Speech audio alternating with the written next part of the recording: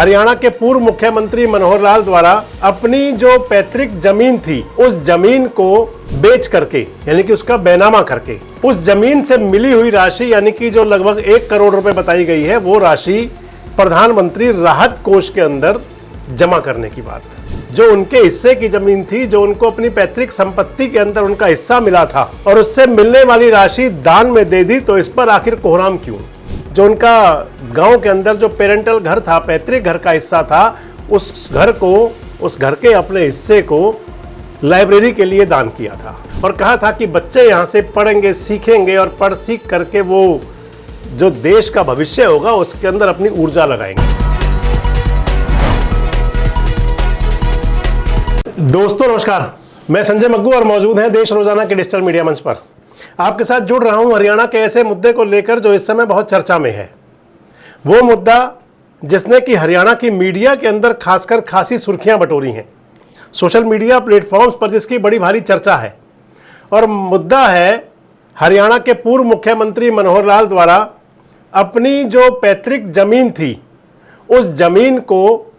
बेच करके यानी कि उसका बैनामा करके उस जमीन से मिली हुई राशि यानी कि जो लगभग 1 करोड़ रुपए बताई गई है वो राशि प्रधानमंत्री राहत कोष के अंदर जमा करने की बात, प्रधानमंत्री राहत कोष में दान करने की बात। और उस बात को लेकर के तमाम प्रकार की चर्चाएं, तमाम प्रकार की कंट्रोवर्सीज, तमाम प्रकार का क्रिटिसिज्म, ये सब चल रहा है इस समय। आप सोशल मीडिया पर देखें तो ऐसा लिखने वालों की बड़ी भरमार है जो इस पर अलग अलग प्रकार से, अलग अलग अंदाज से क्रिटिसाइज कर रहे हैं। हालांकि एक बड़ा वर्ग वो भी है कि जो मनोहर लाल के इस काम की पूरी सराहना भी कर रहा है, जो कह रहा है कि क्योंकि प्रधानमंत्री राहत कोष जो बना हुआ है, प्रधानमंत्री राहत कोष एक प्रकार से आप कह सकते हैं कि उस आपदा के समय, किसी भी विपत्ति के समय लोगों को दी जाने वाली आर्थिक सहायता वो प्रधानमंत्री राहत कोष से होती है। ऐसा समय जब कोई व्यक्ति बहुत जरूरतमंद हो, कहीं दुर्घटनाएं हो जाती हैं, कहीं बड़े हादसे हो जाए और उनके अंदर कोई अपनी जान गंवा जाए, तो उनके स्वजनों को, परिजनों को जो मुआवजा दिया जाता है उसके अंदर भी प्रधानमंत्री राहत कोष की एक बड़ी भूमिका होती है। अब बात यह आ जाती है कि आखिर अगर मनोहर लाल ने अपनी जमीन, जो उनके हिस्से की जमीन थी, जो उनको अपनी पैतृक संपत्ति के अंदर उनका हिस्सा मिला था, अगर अपने स्वजनों को दे करके और उससे मिलने वाली राशि दान में दे दी, तो इस पर आखिर कोहराम क्यों? मैं आपको बताता चलूं कि हरियाणा के पूर्व मुख्यमंत्री मनोहर लाल को जो उनका जो पेरेंटल पैतृक जो गांव है वो बनियानी है, रोहतक जिले का गांव है। यानी कि जब विस्थापन हुआ था तो विस्थापन के बाद में पश्चिम पंजाब से जो पुरुषार्थी समाज, पंजाबी समाज जो आया था, उसके अंदर क्योंकि मनोहर लाल जो है वो पाकिस्तान यानी कि जो आज का पाकिस्तान है उस समय का जो पंजाब था, और जब डिवाइडेशन हुआ तो पंजाब के एक हिस्से से दूसरे हिस्से में जो लोग आए थे उनको उनके जो वहाँ का उनका जो यानी कि समुदाय कह सकते हैं उसके हिसाब से जमीन अलॉट हुई थी या उनको जमीनें मिली थी। मनोहर लाल झंग समाज, झंग बिरादरी से आते हैं। झंग समाज जिनको माना जाता है, डिस्ट्रिक्ट झंग था जो पंजाब का,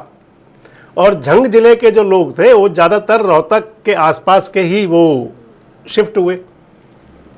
मनोहर लाल को भी उसके अंदर उनके पूरे परिवार को जो जमीन वहाँ पर अलाट हुई थी और या फिर उनको जमीन के बदले में जमीन जो मिली थी उसके अंदर मनोहर लाल का भी अपनी पैतृक संपत्ति में हिस्सा है। मैं आपको बताता चलूँ कि मनोहर लाल ने पिछले दिनों जब वो हरियाणा के मुख्यमंत्री पद से सेवानिवृत्त हो चुके थे और सेंटर की राजनीति में जा चुके थे, तो उस समय मनोहर लाल ने रोहतक के अंदर जो उनका गांव के अंदर जो पेरेंटल घर था, पैतृक घर का हिस्सा था, उस घर के अपने हिस्से को लाइब्रेरी के लिए दान किया था और कहा था कि बच्चे यहाँ से पढ़ेंगे, सीखेंगे और पढ़ सीख करके वो जो देश का भविष्य होगा उसके अंदर अपनी ऊर्जा लगाएंगे। इससे पहले क्योंकि एक चर्चा और है कि मनोहर लाल ने आखिर एक बार जमीन पंचनद को भी दी थी, तो मैं आपको बताता चलूं कि जब मनोहर लाल हरियाणा के पहली बार मुख्यमंत्री बने थे 2014 में, उसके बाद एक सम्मेलन हुआ था, पंचनद का सम्मेलन था। पंचनद का मतलब कि जो पंजाबी शहीद हुए थे विभाजन के समय, उनकी याद के अंदर बना हुआ एक ट्रस्ट, एक संस्था,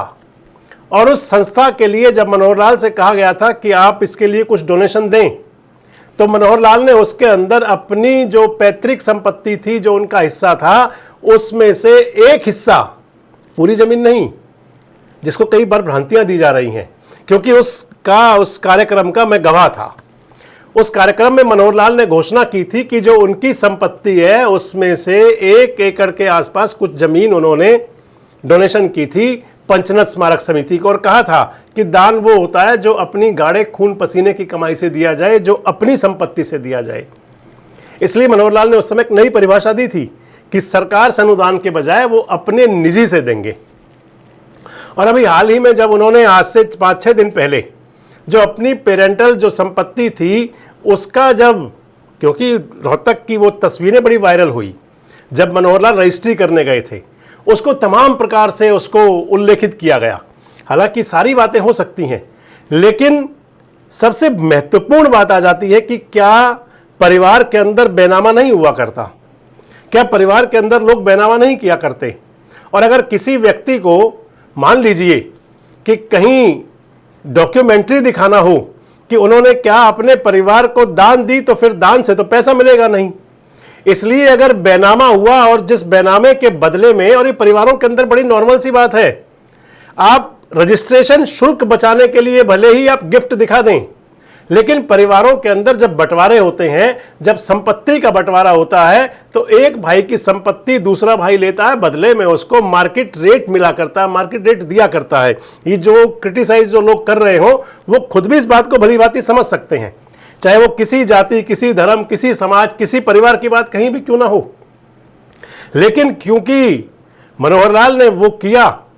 यानी कि एक मिसाल कायम करना हुआ करता है। अगर आप कहें तो अपना घर देने के बाद में, और उसके बाद में अपनी जो उनकी पेरेंटल जमीन, कुछ हिस्सा उन्होंने पहले दे दिया वो पंचनद स्मारक समिति को, और बाकी का शेयर उन्होंने अब प्रधानमंत्री राहत कोष के लिए उस जमीन को बेच करके उसकी सेल डीड बनी, उसका बेनामा हुआ, और उससे मिलने वाली रकम, अब सवाल उठाए जा रहे हैं कि पैसा कैसे ट्रांसफर हुआ होगा, पैसा कैसे आया होगा। सबसे महत्वपूर्ण बात हुआ करती है कि हर बात पे अगर क्रिटिसाइज किया जाएगा तो फिर आप किसी को भी, क्योंकि सृष्टि के अंदर तो क्रिटिसाइज भगवान को भी किया जाता है, जिनको भगवान का अवतार माना गया उनको भी तमाम प्रकार का क्रिटिसिज्म का सामना करना पड़ा, उनको तमाम प्रकार के ताने सहने पड़े। और जब कोई व्यक्ति बेहतर काम करता है तो फिर इस प्रकार के ताने मिलना बड़ी नॉर्मल सी बात होती है। होना तो ये चाहिए था कि उनको अप्रिशिएट किया जाए, उनकी तारीफ़ की जाए। मैं आपको बता दूं कि जब मनोहर लाल ने अपना जो घर था, जब वो विद्यार्थियों की शिक्षा के लिए अपना डोनेशन किया था, तो हमने उस समय भी आपके साथ वीडियो शेयर किया था, और उस समय हमने कहा था कि वो मुख्यमंत्री का कार्यकाल और उसके बाद का, अगर कह सकते हैं कि उसको आप सीमांकित कर सकते हैं, उसको आप परिभाषित कर सकते हैं,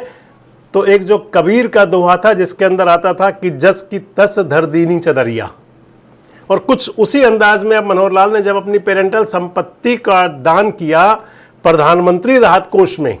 और कहा कि ये संपत्ति जो है, इस संपत्ति से मिलने वाला जो पैसा है वो कहीं ना कहीं देश के काम आएगा।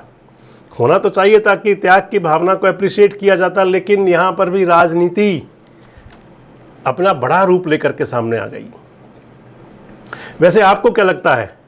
कि क्या इस प्रकार की बातें क्रिटिसाइज करने के लिए है, और या फिर उनकी सराहना की जानी चाहिए? कमेंट्स बॉक्स में अपनी बात जरूर कहें। जुड़े रहें हमारे साथ, देखते रहे देश रोजाना। हमारे साथ जुड़े रहने के लिए सब्सक्राइब करें देश रोजाना के YouTube चैनल को, और नई वीडियो की नोटिफिकेशन पाने के लिए बेल आइकन जरूर दबाएं। अगर आप ये वीडियो Facebook या Instagram पर देख रहे हैं तो पेज को लाइक और फॉलो जरूर करें, और ज्यादा से ज्यादा शेयर करें।